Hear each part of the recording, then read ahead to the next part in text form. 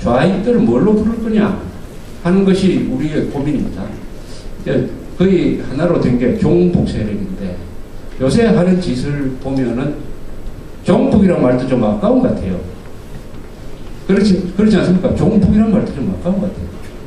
딱 그대로 정확하게 하면 종북 미친놈인데 미친놈 보고 미친놈이라 하는 게 욕이 되는지는 모르겠지만 이 용어를 우리가 다시 한번 고민을 해봐야 될 것 같은 생각이 듭니다.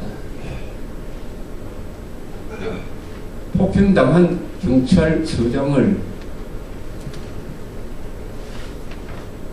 폭력 유발죄로 고발하는 그런 자를 우리가 종북이라고 하는 건 미화해 주는 게 안 됩니다. 미화해 주는 게 안 됩니다. 용어에 대해서 다시 좀 새로운 용어를 만들어내야 되지 않을까 이렇게 생각이 되는데 아까 그 폴란드 여성분이 아주 좋은 이야기를 했어요. 그 정신이 이상지 않으면 종북병이죠. 결국 종북병자는 얘기인데 종북 미친병인데 거기에 대해서 서로 한번 아이디어를 많이 내봅시다. 이 최근 제가 선물 하나 받은 책이 명언 명구선이라고 명언과 명구 그러니까 좋은 문장을 뽑은 책을 하나 제가 선물을 받았는데 이 쓴 사람은 아주 평범한 사람이에요. 정현수라는 분인데 외환은행 계열사에서 부사장을 지낸 금융인인데 저는 이분을 개인적으로 잘 아는 분이라서 제가 책을 공짜로 받아서 읽다가 하도 재미가 있어가지고 메모를 해가지고 제 사이트에 이 책을 소개하는 글을 넣었습니다. 이 명언이라는 게 명언 명구라는 것은 한 문장으로서 어떤 문제의 핵심과 진실, 지혜를 절묘하게 문학적으로 표현하는 하나의 시의 한 구절과 같은 것이죠. 어떻게 보면 인류의 정신이 이렇게 집중된 요약된 것입니다. 그래서 우리가 그 안에 속담도 들어갑니다. 거기 보니까 누가 이렇게 이야기했어요. 유머가 없는 사람은 스프링이 없는 마차와 같다. 길 위의 모든 조약돌에 걸려 비걱거린다. 유머가 없는 삶은 스프링 없는 마차를 타고 오는 것과 같아요. 스프링 없는 마차를 타고 가면은 덜컥덜컥하고 이렇게 됩니다. 그러니까 우리 생활 속에 이 유머가 있어야 조약돌 같은 것은 그냥 사소한 거니까 묻고 넘어간다. 조약돌에 걸려가지고 마차가 덜컹덜컹 한다고 타고 가는 사람이 마부를 향해서 막 신경질내고 욕하면 그 인생이 정말 각박하다 이런 이야기입니다. 그러니까 이 명언 명구는 다 거의 다 유머예요. 유머. 근데 이걸 다 읽어봤는데 제가 하나 발견한 게 있어요. 공산주의자는 유머가 없어요. 유머를 제일 많이 만들어낸 사람은 아마 링컨 같은 사람, 명언과 유머는 같으니까 처칠 같은 사람, 이런 사람들이죠. 레이건 같은 사람, 트루만 같은 사람. 즉 반공주의자들은 유머가 없어요. 그러나 스탈린, 레닌, 마르크스, 엥겔스, 김일성, 김정일 이런 놈의 유머는 하나도 없어요. 여기에 뭔가 우리가 중요한 점이 있지 않느냐 이렇게 생각을 합니다. 이 공산주의자는 왜 유머가 없습니까? 유머가 없을 수밖에 없는 게 요새 거리에서 설치는 거 보면 그게 유머가 있겠습니까? 유머라는 것은 뭐냐? 명언이라는 것은 뭐냐? 마음에 여유가 있을 때 나옵니다. 여유가. 그리고 인생을 낙관적으로 볼 때.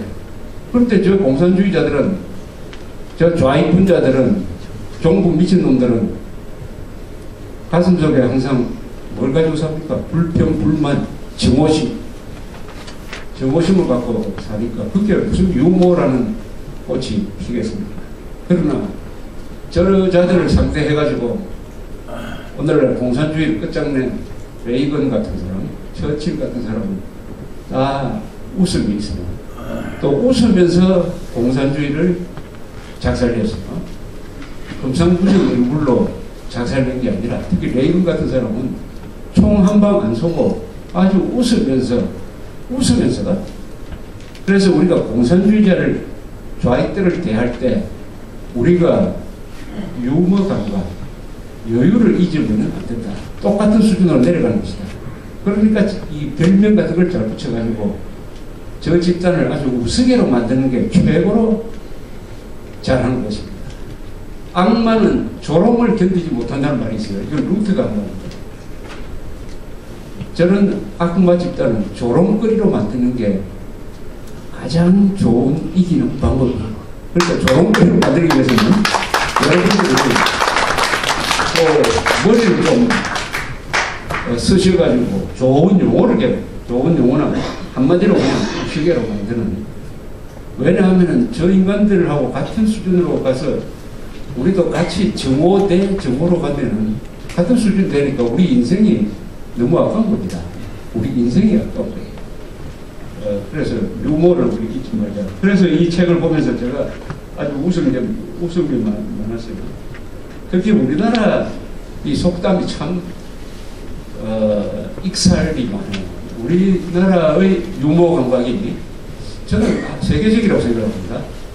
한국 사람이 만든 유머 같은 경우는 중국이나 일본에는 없어요. 또 우리 유머는 좀 짓궂어요. 아주 짓궂으면서 있는데 또 운율이 딱 맞아 떨어집니다. 제가 이 책에서 뽑아봤는데 이런 게 있어요. 안에서 새는 바가지는 바깥에서도 샌다. 딸 아이는 귀하게 키우고 아들 아이는 천하게 키워라. 아들을 잘못 두면 한 집이 망하고 딸을 잘못 두면 두 집이 망한다. 못생긴 며느리 제삿날에 병난다. 이게 무슨 말인지 아시겠죠?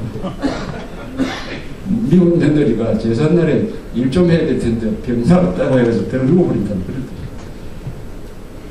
내 배가 부르니 평안감사도 조카 같다. 자기 배가 부르면은 우쭐 해가지고 평안감사도 조카처럼 보인다. 그 사람이 모든 물질적인 부분이 해소돼야 된다. 두부 먹다가 입 빠진다. 두 말 하면 잔소리, 세 말 하면 개소리. 웃음은 지갑 속에 든 수표다. 웃음을 가지고 있으면 수표처럼, 수표를 가지고 있는 것처럼 공존하는 겁니다. 하여튼 여기 특히 깐디가 한 명언이 있어요. 사회적 죄악이 7가지다. 어느 사회에 있는 사회적 죄악이 7가지래요. 첫째, 원칙 없는 정치. 둘째, 일하지 않고 누리는 부. 3. 양심 없는 쾌락. 4. 인격 없는 지식. 5. 도덕 없는 상행위, 장사는. 6. 희생 없는 신앙. 7. 인간성이 없는 학문. 어떻습니까? 여기 한국 사회 또는 모든 인간 사회에 딱 적용되는 거 아닙니까? 그만큼 깐디란 분의 정신적인 사고의 깊이를 알 수 있는 이야기입니다. 원칙 없는 정치. 한국이 지금 원칙 없는 정치죠. 일하지 않고 누리는 부. 재벌 오나 개척, 재벌을 만든 사람들은 자기가 만든 부를 누린 사람이지만 지금 우리 재벌 2세, 3세 되는 사람들 그리고 한국의 2030 세대 아버지가 만든 부를 공짜로 누리면서 불평불만이 많은 것을 빗댄다고 생각합니다. 그리고 양심 없는 쾌락. 쾌락에도 양심이라는 이 견제장치가 있어야 됩니다. 인격 없는 지식. 지식만 많고 인격이 없으면 아주 사람이 가벼워지고 현학적이 되어버리죠. 실천력이 없습니다. 도덕 없는 상용이. 이거 돈벌이는 도덕과 같이 가기 힘듭니다. 그러나 도덕이 없으면 상행위는 자본주의를 파괴합니다. 희생 없는 신앙. 신앙을 이야기하면서 봉사하지 않고 희생하지 않고 자기 이웃 도와주지 않는다.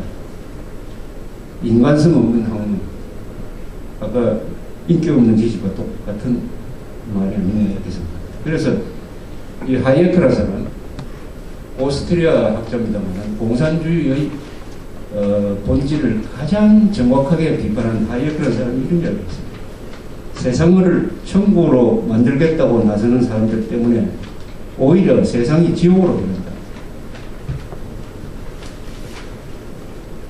이병철 씨는 이런 이야기를 했답니다. 버릴 사람은 야단도 치지 말고 눈여겨본 사람은 매정하게 따르라. 버릴 사람까지 뭐 야단 쳐가지고 인심 잃을 필요 없다. 그러나 정말 소중하게 키울 사람은 눈여겨보면서 아주 매정하게 가혹하게 다루어서 사람을 키워라. 이병철 씨예요. 이 필자가 확인되지 않는 사람은 이렇게 얘기했습니다. 낯선 이에게 친절하라. 그는 변장한 천사일지도 모른다. 한국 사람들이 낯선 사람한테는 조금 무례한 경우가 있어요.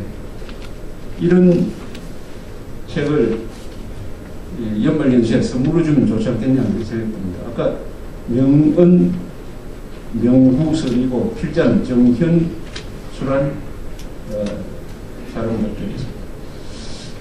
지난